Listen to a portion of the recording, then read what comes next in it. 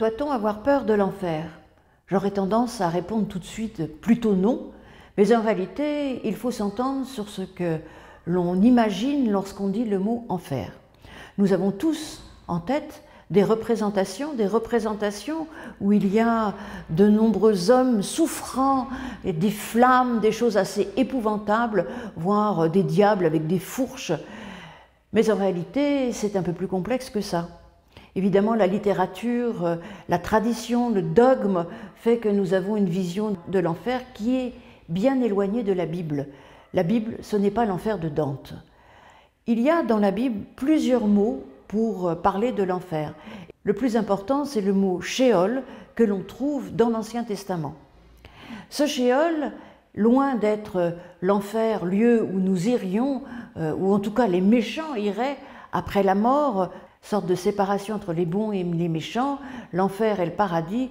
Non, le Sheol dans la Bible, c'est le lieu, le séjour des morts. Et d'ailleurs, la plupart du temps, c'est traduit comme cela, tout particulièrement dans les psaumes.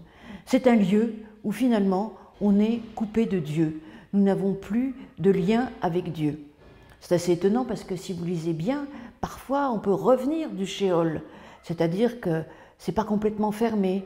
Parfois, finalement, nous sommes tellement mal, nous avons l'impression d'être morts, eh bien, grâce à Dieu, nous tournant vers lui, nous pouvons sortir de cette fosse, puisque c'est une autre image pour parler de ce Sheol. Il y a le mot Hadès, qui d'ailleurs traduit le mot Sheol en grec. Que signifie Hadès? Eh bien, Hadès, cela signifie, pratiquement étymologiquement, le lieu où on ne voit pas. Donc on voit bien aussi, là, l'image où on est coupé des autres, coupé de Dieu, un lieu finalement où nous sommes aveugles, aveuglés et nous sommes dans le malheur. Et enfin, il y a le mot Géhenne, qui est en réalité un lieu dit du côté de Jérusalem, où on faisait des cultes païens, voire des sacrifices d'enfants. Donc ce lieu, évidemment, est tout à fait maudit, et d'ailleurs on y a mis aussi les lépreux, etc. Et c'est devenu la Géhenne, une sorte d'enfer, dans le Nouveau Testament et surtout dans la littérature entre l'Ancien et le Nouveau Testament. Mais que nous dit la Bible vraiment? Donc vous l'avez vu, Sheol, c'est le lieu du séjour des morts, et dans l'Ancien Testament, il n'y a pas cette idée d'une vie après la mort. Donc on s'intéresse évidemment à toute autre chose. La vie après la mort dans l'Ancien Testament passe essentiellement par la descendance, et c'est pour ça qu'il faut avoir beaucoup d'enfants. Ce sont nos descendants qui font mémoire de nous et qui nous maintiennent vivants. Et puis, dans le Nouveau Testament, on a ces images qui existent un peu dans l'Apocalypse, et on a l'impression que Jésus nous décrit en quelque sorte cette image de l'enfer et du paradis. Mais en réalité, je pense que c'est beaucoup plus complexe que cela. Et il y a un petit récit dit de la parabole du riche et de Lazare que l'on trouve au chapitre 16 de l'évangile de Luc. Et voici ce que nous raconte en quelque sorte cette parabole. Il y a un riche qui habite à Jérusalem, et puis à sa porte il y a un pauvre qui, et quand il passe, il ne le voit même pas, et le pauvre, eh bien, les chiens passent, il le lèche, il n'a rien à manger, et voilà. Donc ça nous décrit à peu près notre monde, hein, avec des riches puissants qui ne regardent pas forcément les pauvres, et on s'attend à une morale de l'histoire. Et voilà qu'elle vient. Le pauvre meurt, et il part emporté par des anges, et on le retrouve dans les bras d'Abraham. Les bras d'Abraham, c'est, il faut le savoir, le paradis tel qu'il est promis dans les écrits intertestamentaires, donc les écrits du 1er, 2e siècle avant Jésus-Christ.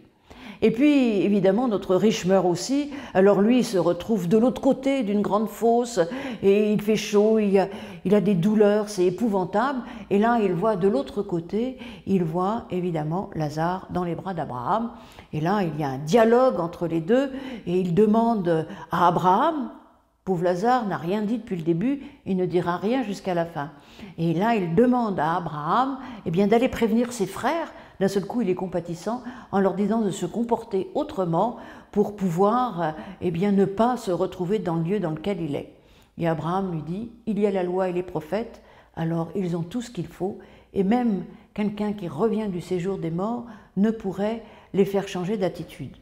Évidemment, il y a une notion de résurrection déjà là-dedans, celle du Christ qui ne sera pas forcément écouté, mais avant tout, j'y vois une sorte de pamphlet contre la vision du paradis et de l'enfer telle qu'elle existe dans le monde grec ou dans le monde perse. Et Jésus, en fait, critique. Parce que qu'est-ce qui se passe après? Eh bien, il se passe exactement le contraire d'avant, c'est-à-dire que le riche souffre et le pauvre Lazare va bien, mais en réalité, si c'est ça l'après, avec d'un côté ceux qui souffrent et d'autre côté ceux qui vont bien, eh bien, ça nous ramène à notre monde, à nous, à ceux qui souffrent et ceux qui vont bien. Donc en réalité, Jésus nous interpelle sur ce qui se passe aujourd'hui pour nous. Et en réalité, on pourrait dire qu'il nous invite à faire de notre monde autre chose qu'un enfer. Il nous invite à écouter la loi, les prophètes, son enseignement, à aimer les autres, à se reconnaître aimé de Dieu et peut-être pas forcément s'intéresser à ce qui se passe après la mort, mais déjà à ce qui se passe aujourd'hui dans notre existence. Il y a cette phrase de Jean-Paul Sartre qui dit « l'enfer c'est les autres ». Moi je l'aime pas beaucoup parce que du coup ça met les autres, ça disqualifie les autres et je préfère largement ce que dit Georges Bernanos, l'enfer c'est de ne plus aimer. Et en effet c'est cela, ne plus être capable d'aimer et surtout ne plus être capable de ressentir que nous sommes aimés. L'enfer c'est le monde que nous construisons autour de nous et nous voyons bien combien il y a de souffrances et l'enfer c'est ne pas combattre, ne pas croire que l'on peut changer un tant soit peu notre monde pour construire ce monde que Dieu désire. À bientôt.